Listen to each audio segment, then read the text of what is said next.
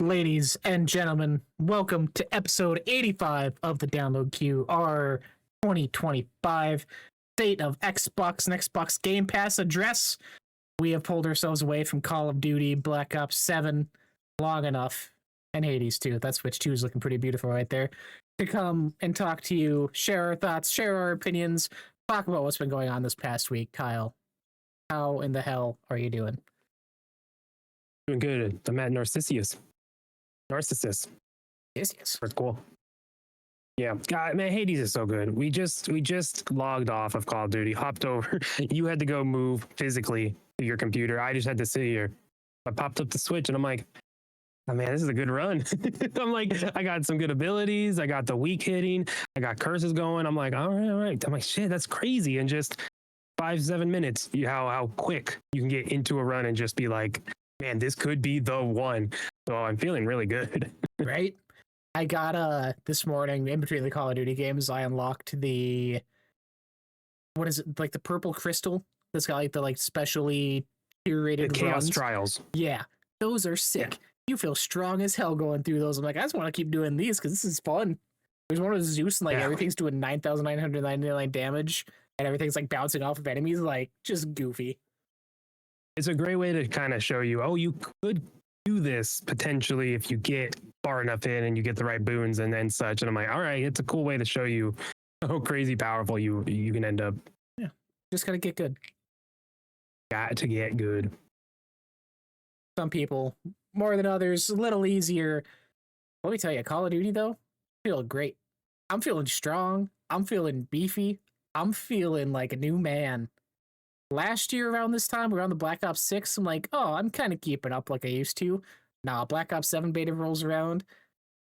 I wasn't hyped for it, you know? We kind of talked about it, more so campaign and stuff. Hopped in the beta, though. Yeah. I'm playing it nonstop. I feel great. What a game. Yeah, it's funny because it's just kind of the same.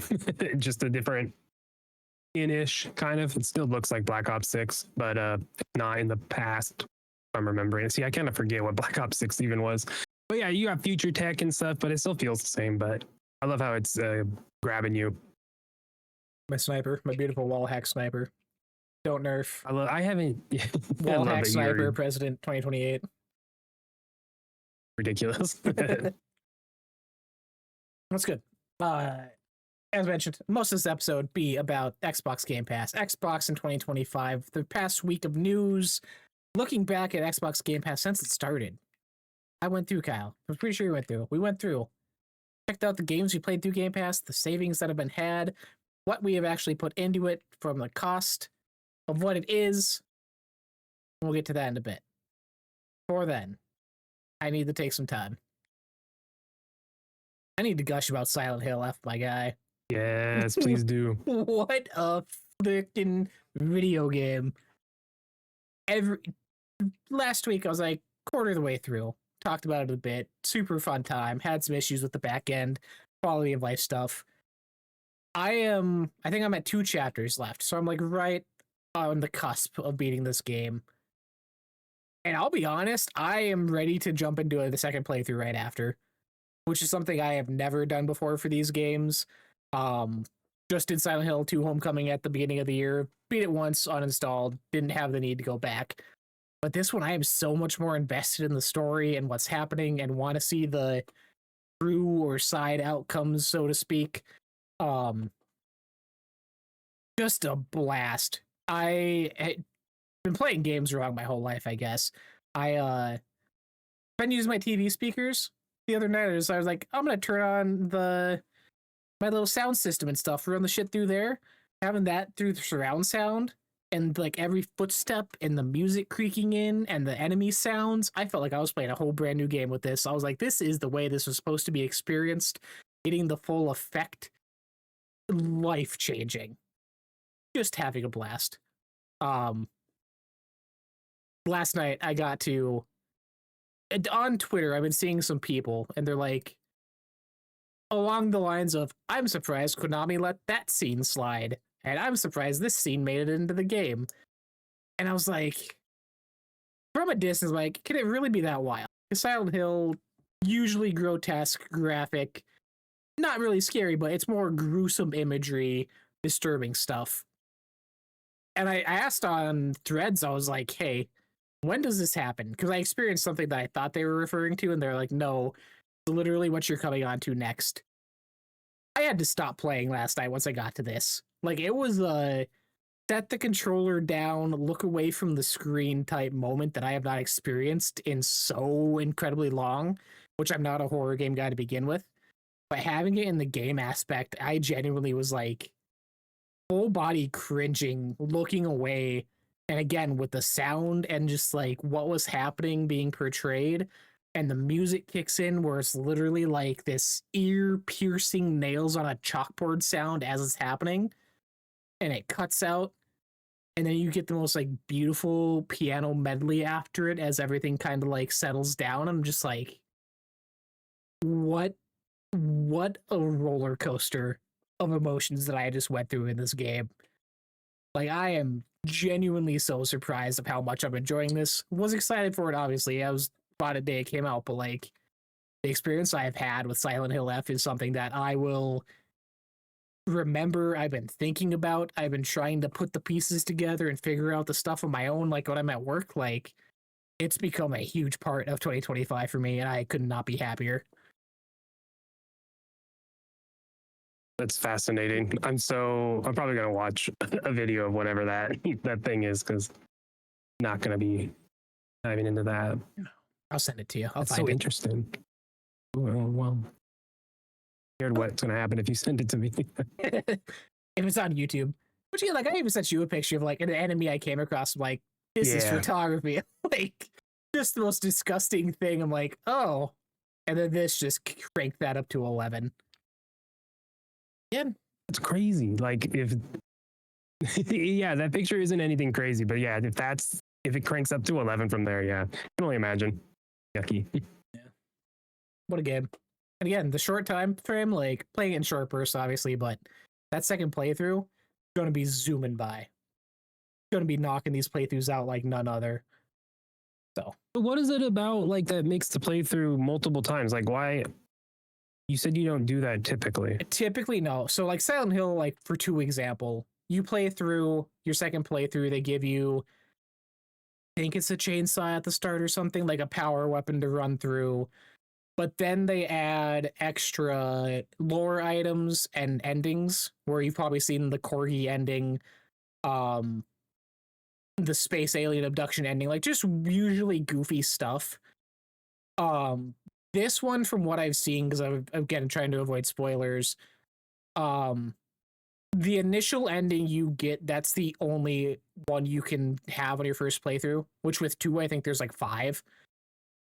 So your second playthrough, immediately a lot more dialogue from characters, like talking about more that you learn once you beat it the first time. It kind of opens up the whole dialogue trees, extra lore items, notes scribbled about from other people, stuff like that.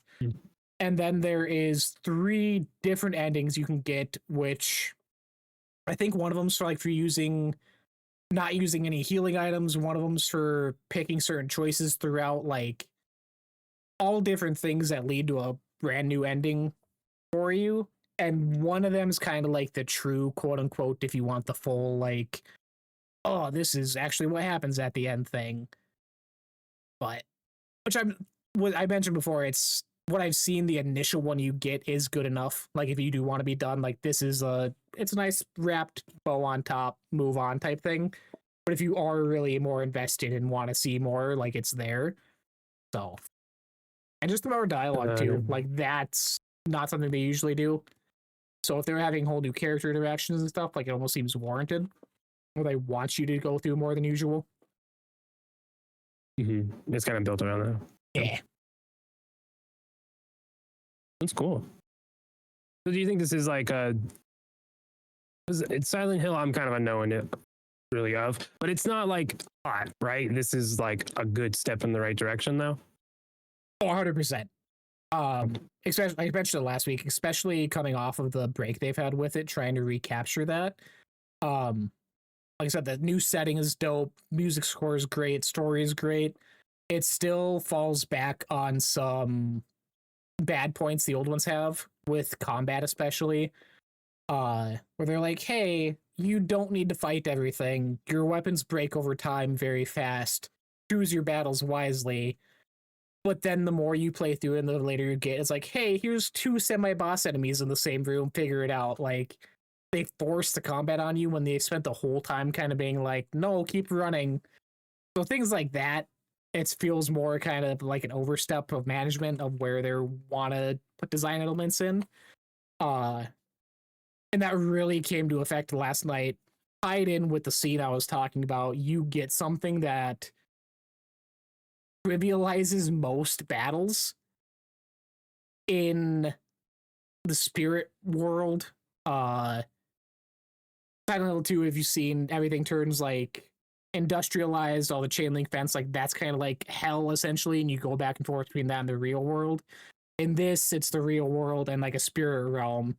And in there, you just become almost a godlike being.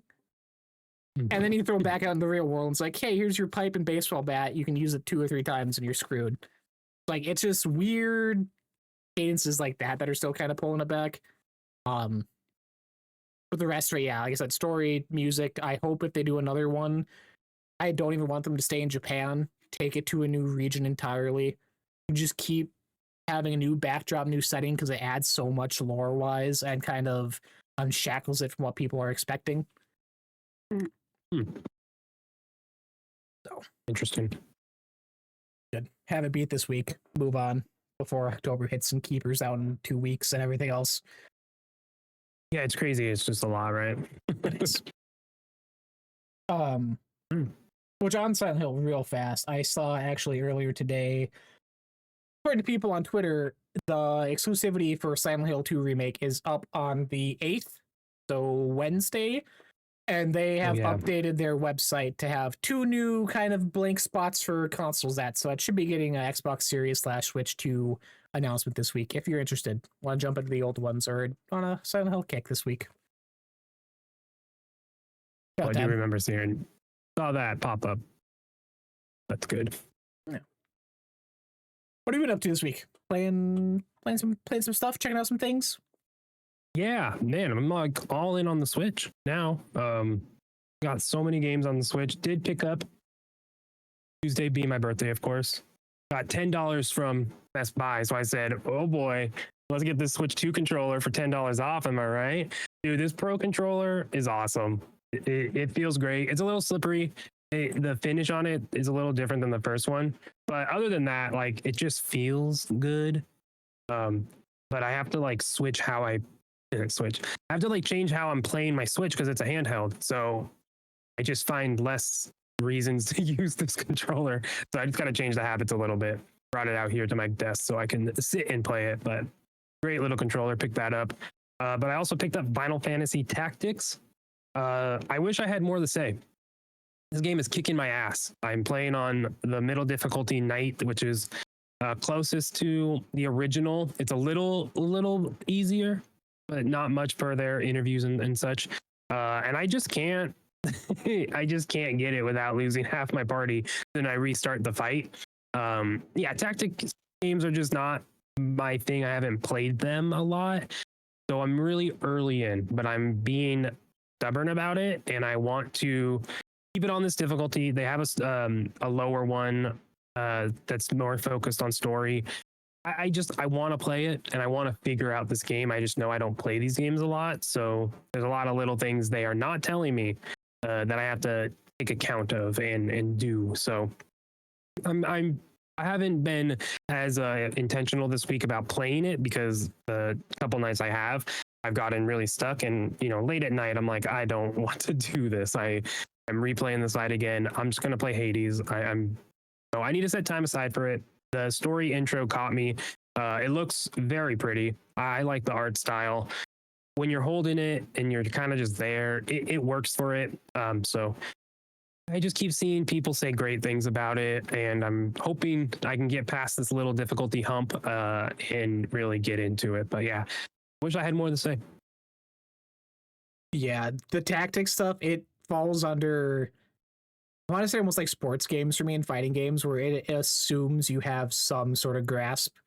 with that style of game. Like you said, it doesn't tell you a whole lot. Kind of hope you've played these before to understand fully your kind of full range of skills, which, I mean, sucks, but for an older game, I don't see them putting in like a whole tutorial section trying to catch you up on that. Like, you've played this before. If you're a fan, you know what to expect. Yeah, and then all the like they have all these jobs, the job system, which people is like very well regarded, right? It's like one of the highlights of this series, of this game specifically. But it's a lot.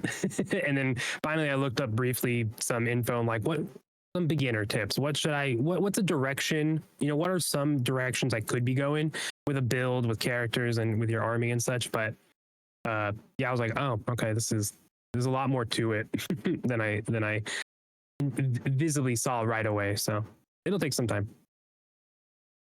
I'm determined. I'm glad you're liking the Pro Controller, though, after you gave me shit for not telling you it was perfect originally. You didn't tell me. It's so nice. I forgot I have mine, honestly, until you said that. I couldn't even tell you where it is right now. Crazy. I was playing Joy-Cons behind the head like a homeless person, just chilling, playing these two, like... Right. It's fair. No, I don't play like that. I can't. I'll be like standing in the kitchen while stuff cooks with a Joy-Con in each hand and just kind of, but I haven't done the gremlin like that. It's like the old days when like junior high, we playing like Guitar Hero and shit, like upside down on the couch, just fucking. Just because you could, yeah. Peak performance. You lay down and then you'd have the microphone hanging on the couch. You just go. Yeah. Because I would do both. Love that. Man, Rock Band. Speaking of Rock Band, delisted. Rock Band 4 delisted. Coming soon, or if it hasn't already happened. Yeah, I think it's this week. I'm sad. I don't think we'll get another proper title. I don't know if Fortnite mode is going to work for them, but we'll see. We'll see. We'll see. My buddy texted me because his birthday was yesterday. And his girlfriend got him like the new Riff Master guitar for Fortnite. And he's like, "Oh yeah, I'm downloading Rock Band 4 and stuff again because it's being delisted." I was like, "Cool." I tried that a couple weeks ago, but I could not find any of my old DLC songs. And he's like, "Oh, mine just started downloading right away." And I was like, I had to go through individually through the store as it like struggled to understand what these old shop things were to download on my old DLC because I wanted to download them before it got delisted again. But yeah, that's yeah, I've never had issues. It downloads for me. That's my experience. I just like a month or two ago re-downloaded it because it's just a great game to have. I'm itching now to play it again. Just thinking about it. It's been a while, so I hope. Here's the thing. I mean, we will hint at it, but Xbox, Epic, Activision, Guitar Hero, Harmonix, Rock Band, now under Epic. Epic and Xbox are kissing a little, I think. We might hint at that later. We're going to get something, maybe. One can hope. Get some string theories going here. That board. Carol! It's always Everything's lining up. Everything lines up and nothing does. Anyways. I got lost in the string theory. Getting lost in the string theory. We're going to get into it here. The big topic for the week. Something happened? What? Internet's been in shambles. Fires are starting up all over the place as they do. Xbox announces new changes for Xbox Game Pass, and as expected, the freakouts are far and wide. Everyone's upset. And there's a lot to unpack. A lot of questions, a lot of mixed emotions, a lot of questioning of the future, just everything. At the base level, if you're an Ultimate member subscriber, prices are going up to $30 a month, which makes 400 games playable on PC, console, and cloud. 75 plus day one games a year, including all Xbox published games day one. Ubisoft Plus Classics and EA Play are now included, with Fortnite Crew coming in November.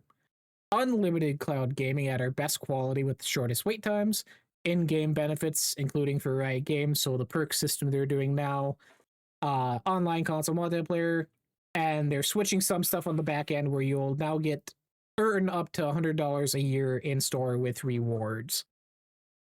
Is the major changes. Premium, the middle tier is, I don't say the same, I believe, $15 a month. New Xbox published games within a year of launch is a big change there. Excluding Call of Duty titles, which is also very strange and makes things confusing. Unlimited cloud gaming with shorter wait times, in-game benefits, multiplayer, and $50 a year in store with rewards. And the base tier is now known as Essential for $10 a month, 50 games, unlimited cloud gaming, in-game benefits, multiplayer, and $25 a year in store with rewards. A lot to unpack, a lot we're going to be talking about here piece by piece. I'll be honest, Kyle. I am a pessimistic person on most things. I'm usually on doom and gloom. Xbox sucks. Everything's going to hell the past couple years. Oh yeah, you're gonna feel the opposite now. This didn't. No, I'm staying an Ultimate member. The $30 a year still is a worthy deal for me personally.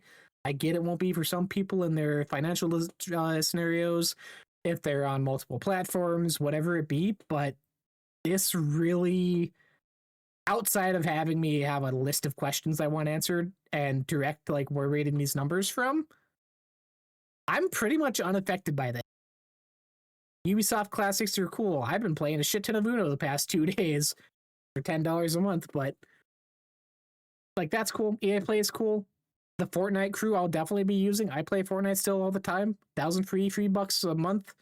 The exclusive skins and backblings and all that stuff. Like, yeah, absolutely. Access to all the battle passes that I don't need to pay for anymore. Dope. Sounds great. Perfect. But on the other hand, fully aware and understanding of people that are like, peace, I'm out, don't want to be a part of this anymore. This is too much. Yeah. Yeah, I feel the same more towards you. Mostly because I've been in the Xbox ecosystem and Game Pass from the beginning, you know, off and on, missing a couple months here or there. But I think every calendar year since it's been around, I've been a member, at least for multiple months. It's so for me, yeah, it makes sense. You do the math. I mean, come on, you know those marketing people in Xbox said, wait. $30 times 12 is $360 Xbox, and you know they loved it. They high-fived, they clapped. They love the idea that this is going to cost $360 a year for Ultimate. Like they gotta let the sticker price go away. They gotta let the shock. They gotta let the negativity in social media spaces that gets pushed. They gotta let that die a little bit. But I think as the dust settles, it really doesn't do much change that picture. They are pushing you to the lower tier, in my opinion. They're pushing you to premium. They want to stop giving people day one games across the board. I think that is the biggest issue with all this, is that they can't say day one with Xbox, day one with Xbox. It's day one with Xbox Ultimate, day one with Xbox Ultimate. And it's like, nah, that's not the same. So it is what it is. It's a bummer. But yeah, I definitely feel more aligned with you that it doesn't really change much for me. I do not agree with the Fortnite bullshit though. That's a $12 Fortnite crew monthly thing. Yep. For me, spending $20, I don't touch Fortnite enough. I think I have enough V-Bucks to buy a battle pass when I want one now. So I think I'm in that position.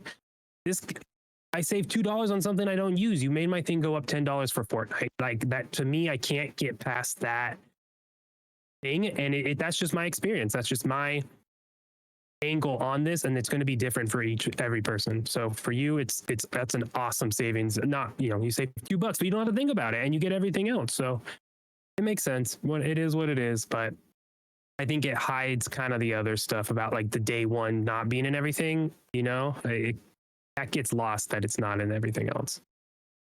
Yeah, the day one, I think, for that middle premium tier is honestly more negative than the price increase that everyone's focusing on. Like that messaging and that upfront of everything Xbox Game Studio, all of our first party partners, day one in Game Pass. Like that's been the messaging since 2017. And now to have that fragmented into the highest tier structure that people who follow this stuff, like they're gonna know that. But people looking into it, you're gonna have people that'll be like, oh, I'll get the premium, and then later, a week later, be like, oh, I don't actually get this with this tier. I need to upgrade. Like it's again messaging. It's unnecessary piecemealing and breaking apart that I don't feel really needed to happen for this to come across. Um, how so you're not the Fortnite crew stuff? Don't care about. Fine. Do you see? I don't have the numbers because I really haven't been able to find them. But with the ultimate tier now, unlimited cloud gaming at our best quality with the shortest wait times. Does that do anything for you? Because you do more mobile, you do more handheld gaming, and with that, again, they don't say what that quality is. What I've never experienced wait times cloud gaming already, so unless that's a new thing being introduced as it's out of beta. But with the few times I have, like I've just been able to jump in. So that part, I'm kind of like, I don't know if that does anything for people that use that feature more often. Yeah, I mean it's been in beta for so long, and I think you ask most people who play with Xbox and most gamers and online, like people are like, oh yeah, it's a thing, but I don't put too much time into it. It's cool to be able to hop into a game on cloud, and it does work well, but there's other services out there. I think this cloud thing is investing in something that will be there, that'll provide fruits later, right? This isn't something that is having a lot of people game on it right now. It's not the driving point, but you know, give it a couple years when next console wave comes out across the board, you know, and these consoles are closer to $1,000 as opposed to 500.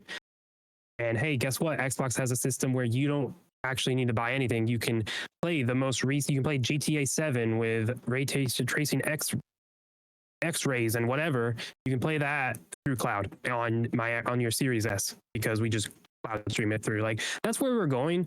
So like that's cool down the road, but like that there's a big infrastructure needed beyond what Microsoft can control. We talk about it all the time with internet differences between you and I, right?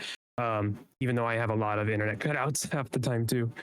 So yeah, it doesn't do much for me, the cloud gaming stuff. It if anything, them investing more time and more energy and more effort into marketing it and including it in their plans makes me think that the hardware space is not something they are as attached to. I don't think they are exiting now. I don't think it is immediate. I think we still get another console. But if you can look at something and say, we don't have to have people buy multiple $100 thing, we can lessen that cost because we put less in it and it's a cloud device. Like I see that. I see the value in that, if especially with the way the world's going in the economy, right? $100 cloud stick to play my Xbox games. Yeah, I could see them doing that. And you got to invest in the cloud stuff. The GeForce Now is working incredibly well. That's NVIDIA's tech. So if Microsoft can get it there, yeah, it's a cool option. But if that's why it went up in price, that it falls in the Fortnite thing too. Yeah. Like, doesn't do much for me. Yeah, it feels like the past 2 years we've been doing this, year and a half, whatever, like that cloud gaming conversation has always been kind of on the edge of what they're doing. And that it's out of beta now with this announcement when this drops in November when all the price changes. And it doesn't really feel like they're pushing for it much. They're trying to make it a major focus. They're trying to let more people know about it. And that could just be initial, like, hey, we don't want servers to be overloaded, whatever. But from it being kind of the odd friend on the side that's now being fully welcomed in and being a major part of this, it doesn't feel like it's taken that step, really, which I'm kind of surprised by. But yeah, with hardware, like, especially yesterday and rumors and stuff online now, Xbox is out of hardware market again. At this point, if it does become they're not doing an Xbox themselves, but they'll do a third party will do a box. An Asus will do a box, a Steam will do a box with Xbox on. Like, I'm honestly okay with that. where Xbox is just kind of an operating system where it's, hey, you're buying this box with, instead of Windows, it has Xbox on it, which in turn has Windows now because of all the back end PC stuff. But if that's the route they're going, well, I feel like that'll open up more variety. It'll open up more options for people instead of being forced into one or two different. Do you want a digital or a disc version? If it is, hey, this is your premium model. This is a middle tier one. This people are doing a smaller tier one. Like I'm okay with that, honestly, if that's where we're going. And we kind of talked about that when they were doing the ROG Ally now, and if they're not doing their own first party, it takes that cost out of their pocket. It takes that worry about making up that price back for them. So I'm okay with it. Yeah. The small indie company, Microsoft, needs to cut costs. Record-breaking profits. Sorry, it's so funny to like bring in the quote real world into this because you're like, yeah, it doesn't really matter though. Yeah. they don't need to cut the cost, but they do. No, they don't. No, it's a choice. You know, I get it. You need to make money on entertainment, and it's capitalism. So, I feel a lot very similarly to you. Just there's a lot of the little stuff is more negative. I think, but.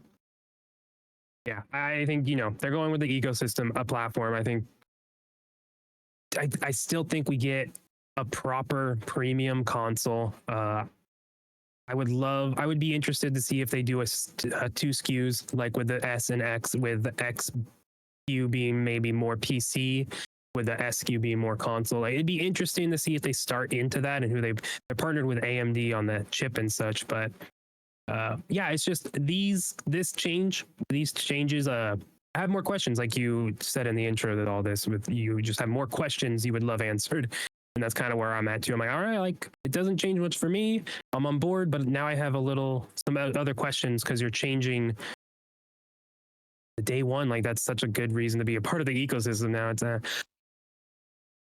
gonna let you respond first, but I do have a question. Yeah, if you had anything. I had nothing. I just agree. It's circle of messaging on this again. Yeah, I do wonder where the numbers and the data are for this. Like, I wonder on their end, are the majority of people subbing for a month or two and then subbing out, and they're going back and forth? Where, you know what, we do need a better tier because people are paying the 10 to 15 range as opposed to the 20 range. I mean, maybe that's what that was. So they had to do that. So I just wonder what that number breakdown is. Maybe this feels weird visually to us, but in actuality, the data is like, no, more people are casually gaming. And we see the people who play Fortnite don't subscribe to Game Pass. We're going to throw that into Game Pass to get them into Game Pass. But yeah, like I just, there's some data and metrics that we obviously will not see. And I just wonder where that lies, because I think that plays a huge part in it, where people are spending their time and whatnot. Yeah, which that, I don't know if you saw, I just had it pulled up here. Turkana did a recent poll for that, which, according to their Q3 2025 Future of Games, only 4% of US video game players buy a new game more often than once per month, with a third of players not buying any games at all.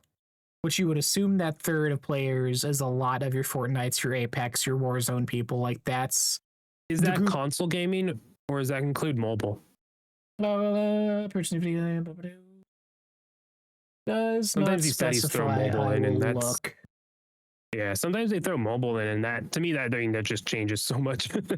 Yeah, but I think over a month, maybe a couple months ago now, Alana Pierce put a video about a lot of where your time goes, and it's still about the money, but it also more so now is money and your time, and where you're putting your time, and when you're putting it on your phone just scrolling. Like, have you ever looked at your Instagram recently and seen, like, you get one post from a friend and then you get like 3 pushed posts from people that you don't follow or sponsored? I'm like, this thing is just ads.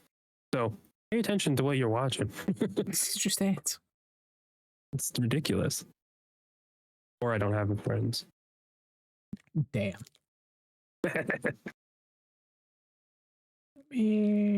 What?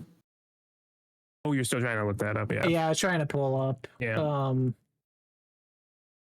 Boomers and older adults are largest population of gaming, blah, blah, blah.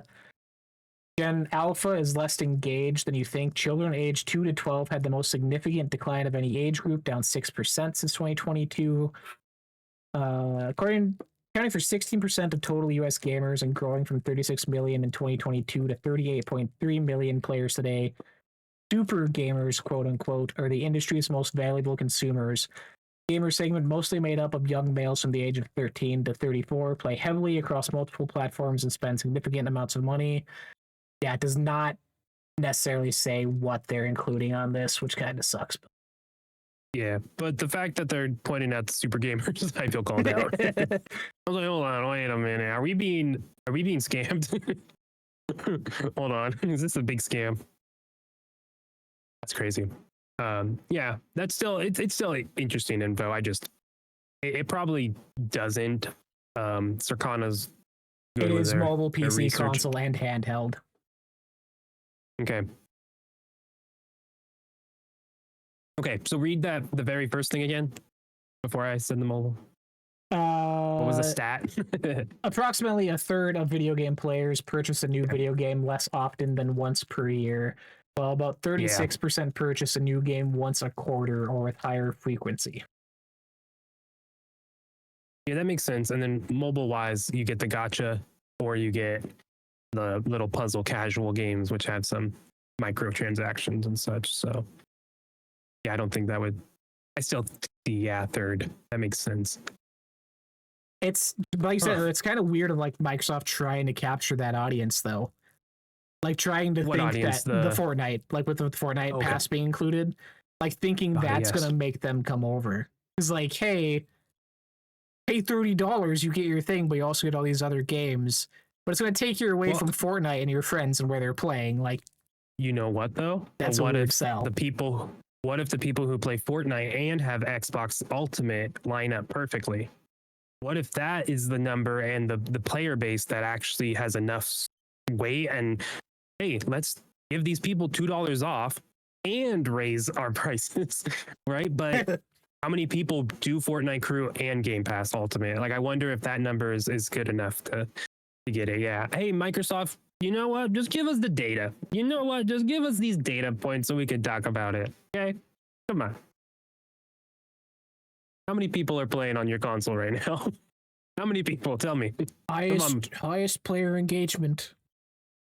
Could you imagine if console platforms told you how many people were like beyond the console itself? Like, oh, Xbox has only 1,000 people playing right now. It'd be ridiculous.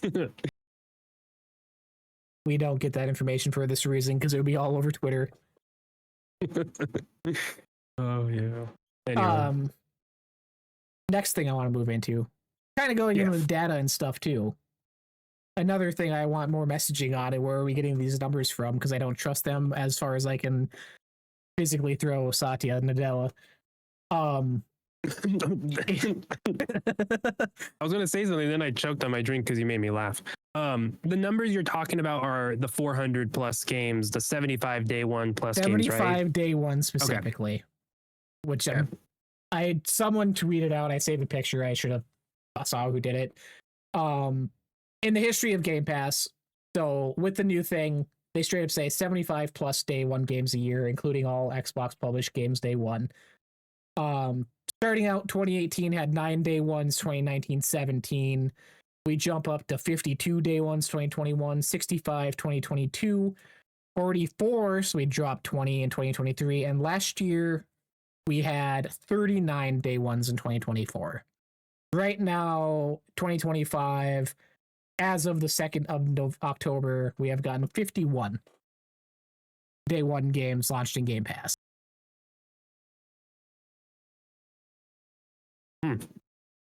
Which is interesting. It's interesting.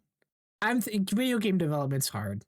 I'm not saying these people need to start shitting stuff out, but I'm curious because you assume, benefit of the doubt, 6 to 7 Xbox Game Studios games a year, counting like their publishing deals like Ninja Gaiden and stuff. So you're counting that 6 to 7 gives them wiggle room for delays. Fable this year should have been at 2025. That'll be accounted for next year now.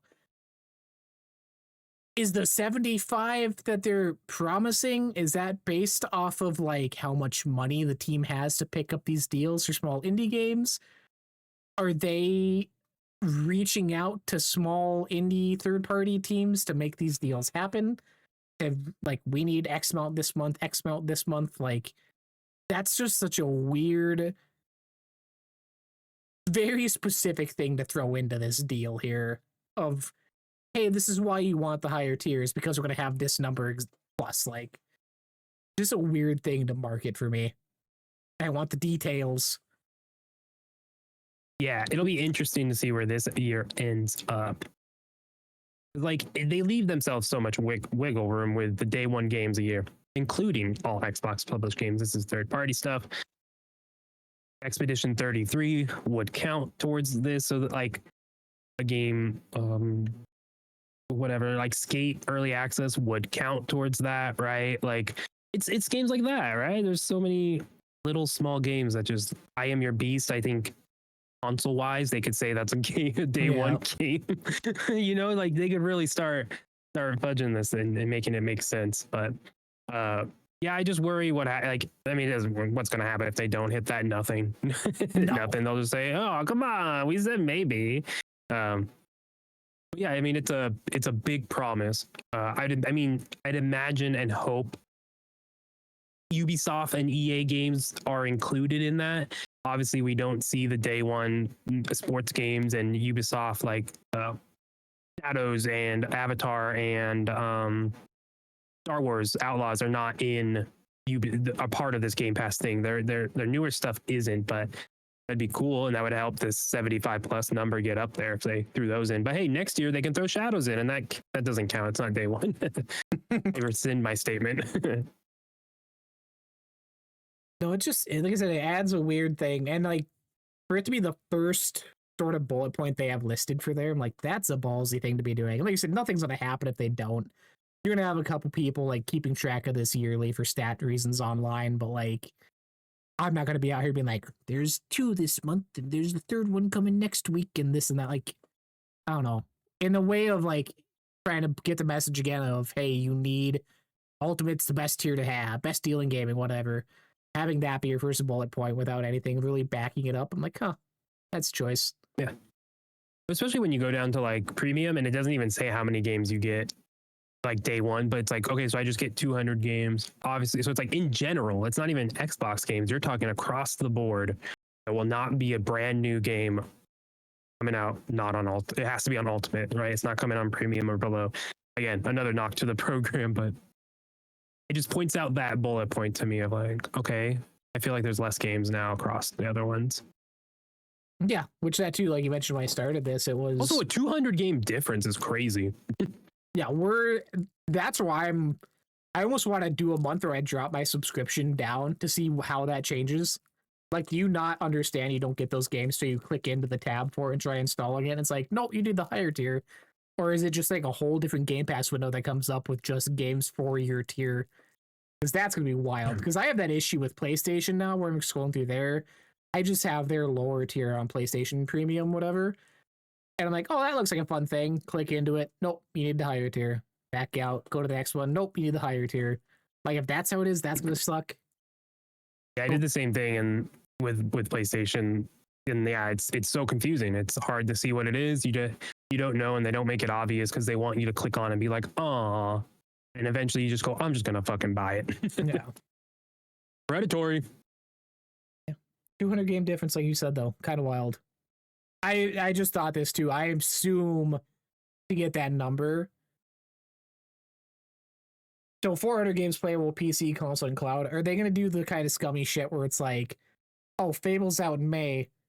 Here's Fable console version and Fable PC version and Fable cloud version. So then it counts as like 3 day one releases. No, get around that way. No. I can see it. No, I don't think so. Because I think that they want it to be playable on anything. Like, there's not a difference between Halo on PC, console, and cloud. I think that's what they're getting towards. There's not going to be a difference between Fable on the 3. The difference is between what tier you're on, not between the games and where they're at. Because goddamn, that'd be dumb. That means we get like 5 games because they put these games on everywhere. So yeah, Read between the lines. This is how we get our 75. It's just, yeah, to go from again, like you're pretty much from what we got last year. I thought last year was a pretty good year. And double that for going forward. I don't know. yeah. No, I mean, I hear. I do have here for some further stats. So with Ultimate now being 30 a month, a little history lesson as we look back. June 2017, Game Pass launches, only one tier available. $10. $9.99 is what we started out at, which at the time, 110 games were available. 2 years later, in June exactly, we got our first increase to $15.99, $5 increase. At that time, we were at 191 games on the service. And then we were good. We were kosher. We were Gucci. Things were chill. Until August 2023 happened. So 4 years at $15. They upped it $2 to $16.99 for 429 games. July last year, which I forgot this even happened, honestly, upped to $20 a month, which is what we have been at. I thought it was way sooner or farther away than that, at 492 games, and now $30 in October for 838 games in the service total. So we've had 4 price increases since June 2017, starting out at 120 a year up to 360 now. It's only been 10 years of Game Pass. It does not feel like that. I was like, I had to look up when it started because That's crazy. What was like 2019 something? No, it's almost been a decade. Yeah, that's wild. It's crazy to think about it. Yeah, to me it's the visual of how that broke down and how soon they price increase. They were stuck for so long in a good way at 15. So for them to just go boop boop boop real quick is jarring and is always oof. When you think about it, like 15 to 30, like over, like that's crazy, right? But I think when you think about it, it's still really good value. Less people are in the ecosystem as well, so come on, we got to understand that. So go up a little because of that too, and then also the world, and yeah, 30's rough, but I don't think it's the end of the world. I just think it's also just changes with it means Xbox is different priorities. Which that's honestly worrying too, though. Like you said, it's June 2017 to 2019, we had a 2-year gap, a 4-year gap, and now every year since has had an increase. Like, are we going to get another one next year? Like, when does it become this too has much? To be it. This has to be it. I think that 25 in my mind was like a solid price. You know, you're going up. I don't think they're going to stay at 20. They should have, but I thought 25 would have been perfect. You can't go past 30 now, especially with all the sentiment. Like you have to have such a good reason to go up more. And unless they're getting like PlayStation games as part of the Game Pass service that are only on the upper tier and they have to raise it, like sure, that could be the only thing that might convince me to raise, like to justify it. But this has to be it. If it's not, then yeah, you're gonna lose the hardcore. Unless they want people to just subscribe when they want and when they can and do the other stuff later. This could be, you know, pushing people kind of maybe away from Game Pass, as it's maybe not going to be financially good for them in the long run now. You think it's like a way of, like, without pissing everyone off, cutting the system themselves, slowly kill it from inside? In a way, yeah, there's people who are hardcore and that are, we see people that if they do Ultimate, they don't go off of it.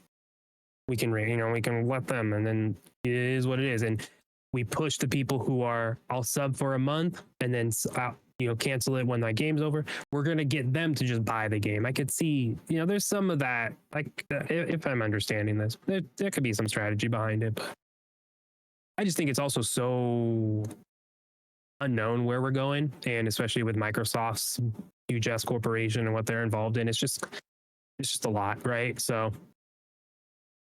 I could see the tightening of the belt. It makes sense. It's just also scary and sad. Yeah, it's sad is a good word that I would use for it, because it is like, I mean, we see it across the board with all streaming services now, obviously.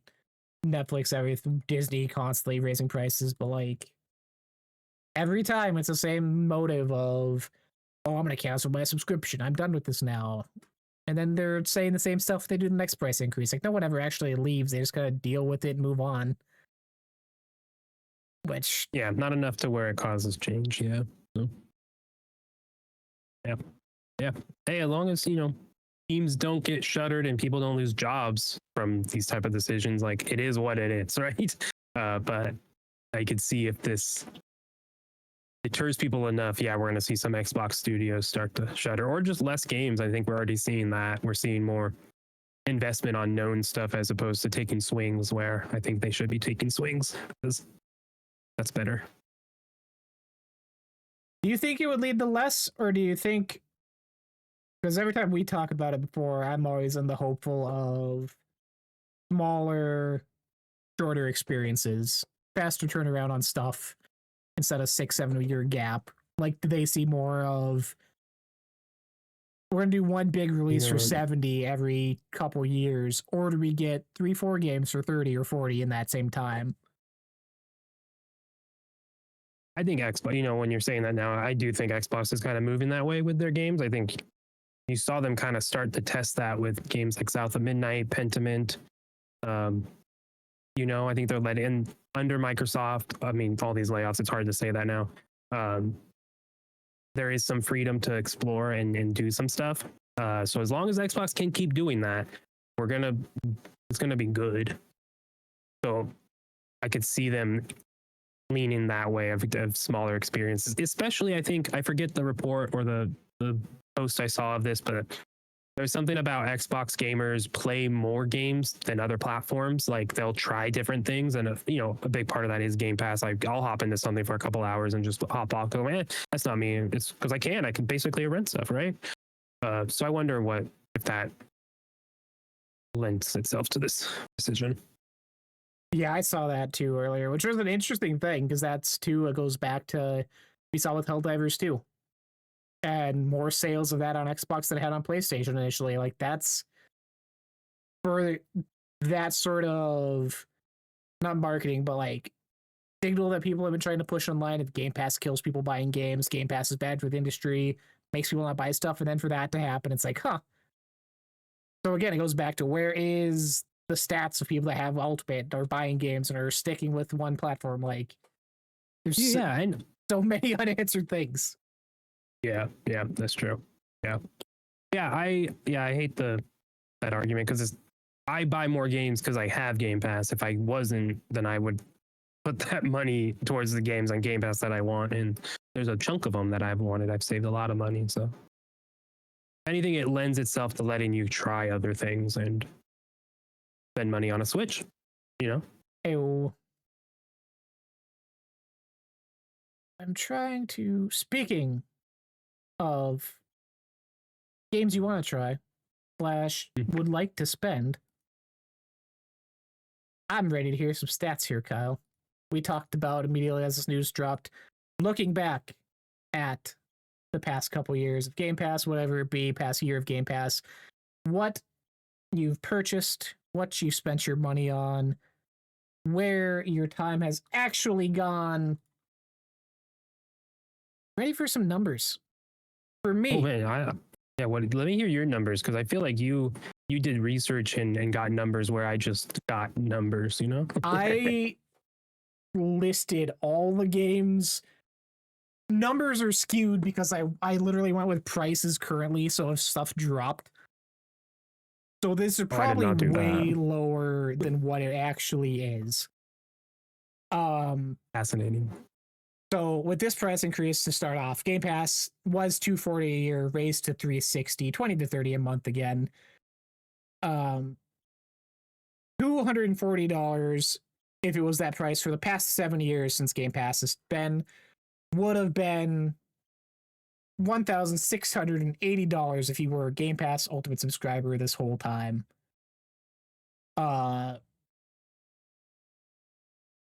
With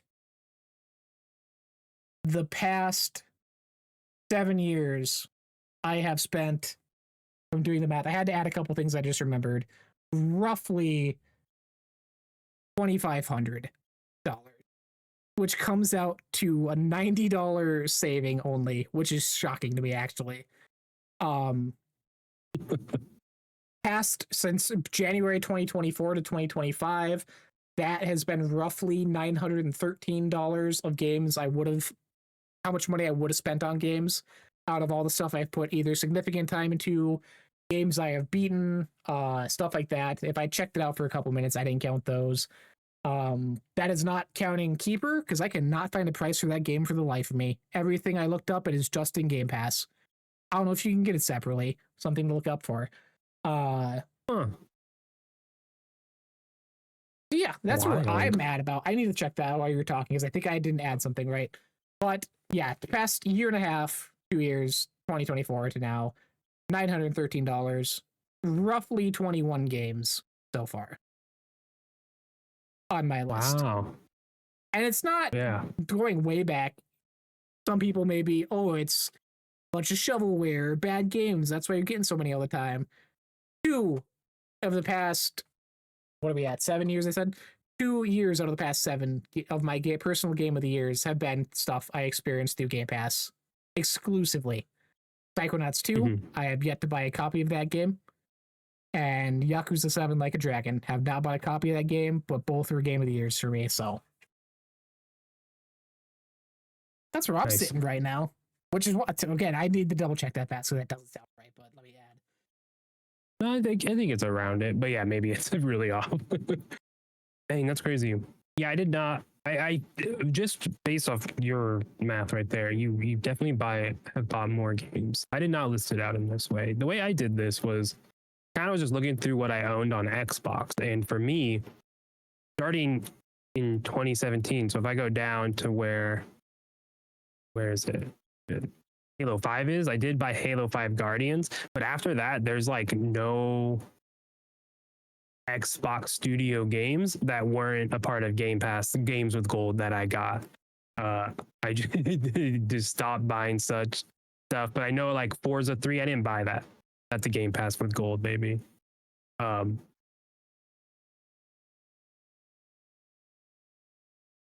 There's a gap.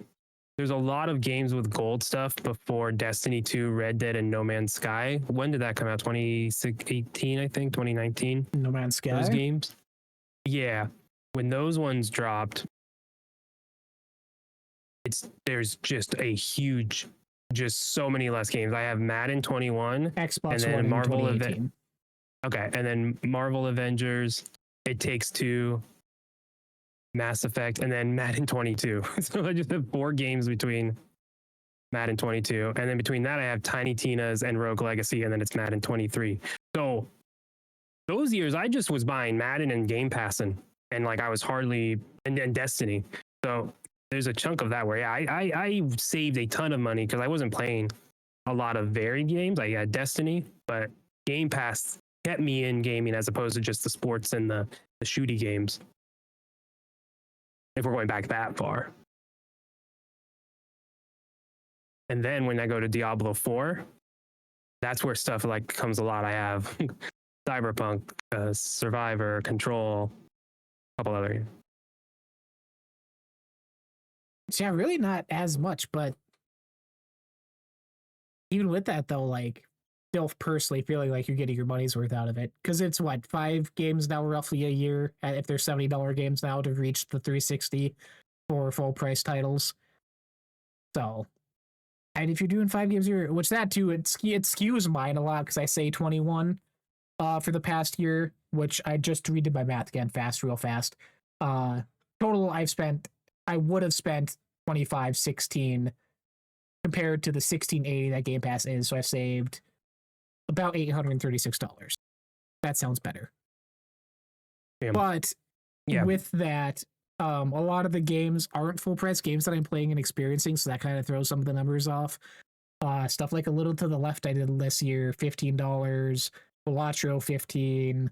Uh, Grounded's only 30. Like stuff like that really throws a weird thing in when you're looking at flat 60s, 50s, 70s, and most games are. So yeah, if you're 5 games a year and you are someone who just gets the major AAA stuff, probably works out better than my case scenario, honestly. Yeah.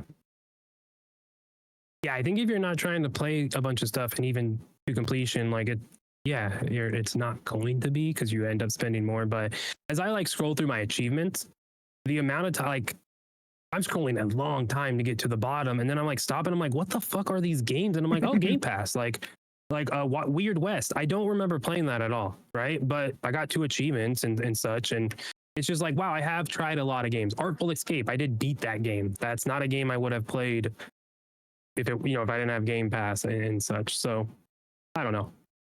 I'm doing the math in my head. I'm like, it's like, yeah, I think I have truly taken like advantage as much as my life has allowed me to, and it's been well worth it. I think I think for me, I wouldn't have spent that money. So it's like a different perspective where you save money because you were going to be spending up, but it's like for some of those games I probably would not have tried it outside of Call of Duty or like the Halo, a Forza Horizon, a Gears, like thinking back and what those big Game Pass games were at that time. Like, yeah, I'd only try them. I would not have bought Forza Horizon though, That was when we first started talking about this. You're like, check everything. I'm like, it was hard deciding of what I actually would have ended up buying if it wasn't in Game Pass or if Game Pass wasn't a service. Because like I got to stuff like Expedition 33, which beforehand going in, I was interested in it, but I'm like, was I interested enough to buy it right away or wait for a sale or whatever it be, or wait for other people's opinions because something I didn't end up liking. And then I was looking like, I guess Psychonauts, Yakuza, Sea of Thieves are all stuff I haven't actually bought yet. Like that's just been Game Pass stuff, and I'm like, Sea of Thieves, yeah, I probably would have bought. Psychonauts probably would have bought. Yakuza though, a not brand new to me IP that I've never played before. Would I have really taken the chance on that when it finally came to Xbox? Probably not. And that's missing out on now one of my favorite games of the generation and one of my game of the years. Like having that buy-in initial cost opens up so much more opportunity for people. Where I'm sure people would count stuff that they maybe put a couple hours into, got some enjoyment out of, but decided not to finish. So yeah, it is the case by case of if it's worth it for you and what kind of player you are, how you're spending your time, what you try and jump into, if you really focus about finishing titles, seeing credits through, stuff like that. Yeah. Yeah, I think the biggest thing is just time. Like, how much time do you have? Like, if you have time to beat a big game that dropped in there, then yeah, it's going to be worth it if you have time. If it's going to take you a month or two to play through a game like Avowed or Outer Worlds 2 or any of these open world games that are in Game Pass, that's going to maybe, spending $120 across the months to play one game in the service, that ain't worth it. So unfortunately, I think you just got to think more, which is a problem for people.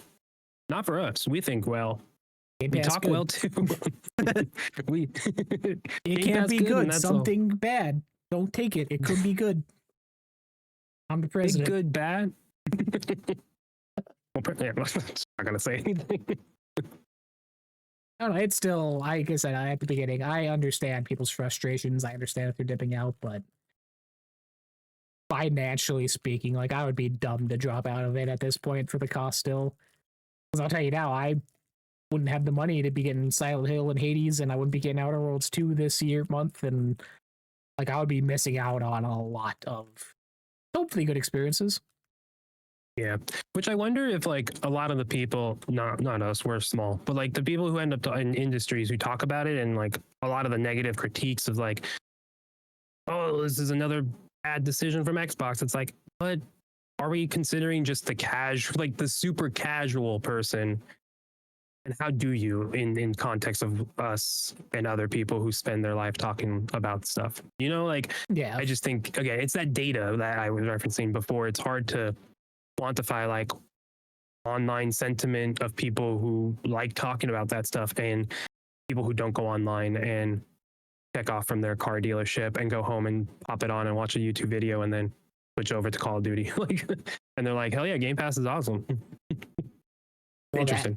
And it goes a step forward, a step higher, I would say, where I've seen a lot of people in that position where it is their job to talk about this stuff and saying how it's not worth it for them anymore. I'm like, okay, we were already getting a lot of these games sent to you for free for review and X, Y, and Z, and like a major part of the service already wasn't appealing to you. So yeah, this price increase probably going to make it an easier decision more often than not. Like, there's that disconnect that a lot of people, I think, don't realize or take the time to be like, this is a factor playing into it for them. And something they don't want to straight up say. Like, I haven't seen anyone be like, I get all this stuff for free anyways. This isn't like, this helps make my decision easier. Like, they're not openly talking about it from that perspective. Yeah. And it's hard because you can't talk about experiences you don't live. And then you don't even realize that you're not even you just don't know that you outgrew something, right? And you don't know that you don't know how to talk about something because you don't live it anymore. So yeah, I get what you're saying. Game Pass. Wow. It's just like another Xbox and Microsoft kind of seemingly shooting themselves in the foot and having another weird marketing cycle when in actuality, another day in the office for Xbox. Sadly, It'd be fascinating to see the developer direct. What's next is fascinating because that's going to dictate a lot. Well, I wouldn't even say direct. I think 2 weeks, 19 days from now, Halo World Championship. That's Halo true. being announced, like, that is going to be a massive thing. And how much are they promoting it as an Xbox thing? And how much is PlayStation going to be there day one? Like, I don't know. Yeah, I mean, we'll probably talk about it later, but next week. But yeah, I wonder what that is. I don't know. The Halo remake, I don't want it. I'll be a hater. The game's not good. What if they make it good though? It won't. That's true. That campaign is not good. I just replayed through like half of Halo 2 last week for some achievements because I was bored. It's a struggle. I can't stand it. Yeah. Oh man, years ago when me and my wife, like, I tried to get my wife to play. We beat Halo. We were on Halo 2, but I was trying to get her to learn how to play shooters because she's just never played them. And I thought going back to an old game is going to be helpful. It's not as intense. And she did well. Like, she gets it. But man, playing Destiny and then going to Halo 1, jarring. With that, I think we sign off. I'm going back to Call of Duty. Kyle, Eating dinner. What do you got going on this week with your internet lets you stream? I know, I tried to this week and it kept cutting out, so I said whatever. I did stream on Friday, but it just kept cutting out, so you know, it is what it is. We'll get to it. But yeah, I'm gonna be working on Final Fantasy Tactics still. I need to like do it when I'm not winding down for the night, because once I get stuck, my brain stops working, and it's unfortunate. But I also am close to the end in Assassin's Creed Shadows. Very, very close, I think. So until it opens up again and I'm really far. Here's a whole new section of map to go through. It just keeps, I'm like, all right. Like, all right. There's just so much. And it's a lot of optional stuff. So it's just more me being like, geez, this is, all right. Big game, big. I haven't looked into it. So what did you get from Ubisoft to play that? Was that not Ubisoft Plus? No, it is. So why is that not in the Game Pass stuff now? If it's so the Ubisoft Plus Classics, they're not putting their new stuff in there. Yes, there is a difference. I was excited for half a second, and then I said, oh, there's a difference because they're labeling it as classics. But yeah, you don't get the new stuff like Assassin's Creed Shadows, Avatar, I think Mirage as well, but Mirage is in Game Pass, and then whatever. I always forget the fourth one. Outlaws, Star Wars Outlaws, third one. But they Yeah, have like the Rogue Prince. They have the Prince of Persia games in there, like the most recent ones, which is cool. But it's like the games that would be like really awesome and worth a $10 increase, in my opinion, are not in there. It's like, all right. Okay, that makes sense. Yeah, I glossed over the classics at first. I'm like, wait, that doesn't you're using Ubisoft Classic or Plus before, so why isn't okay? Yeah, it makes sense. Yeah. Yeah. So I gotta beat this in like I think I have like less than a week now. You can do Or I it. have a little over a week. You can do it. You do, you keep track of it. Yeah, I'll check later. Anyways. Yeah, this will be again end of Silent Hill first playthrough for me this week. Kind of want to do a review for it. I've been recording a lot of gameplay clips, doing a lot of not necessarily photo mode because I don't have your skill level, quite frankly, but just like walking through towns and hallways and stuff. I've been recording clips because the ambiance and everything is really getting me. Like it's just pretty game to look at. So hopefully do something with those at the end of it. Yeah, working along on Hades too. I'm still working. I still want a full clear. I haven't gotten a full clear either pathway yet. I feel bad. So close every time, but Have you gotten past Ben Star?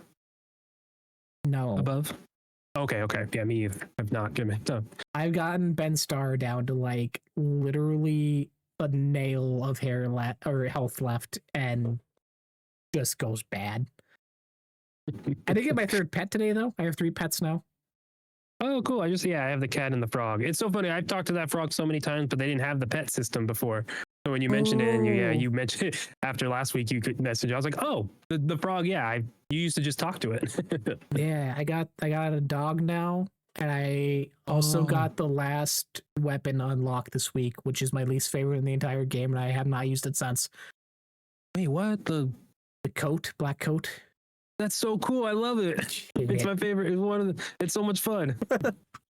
You Can't get stand both ranged and melee. Great.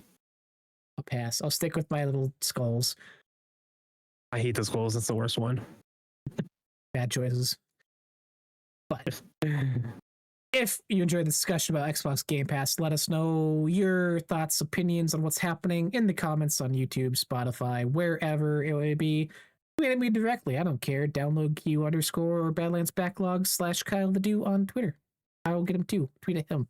Send him good positivity about his photos. This will be uploaded again, all streaming platforms, Monday morning about 9 a.m. Pacific Standard Time.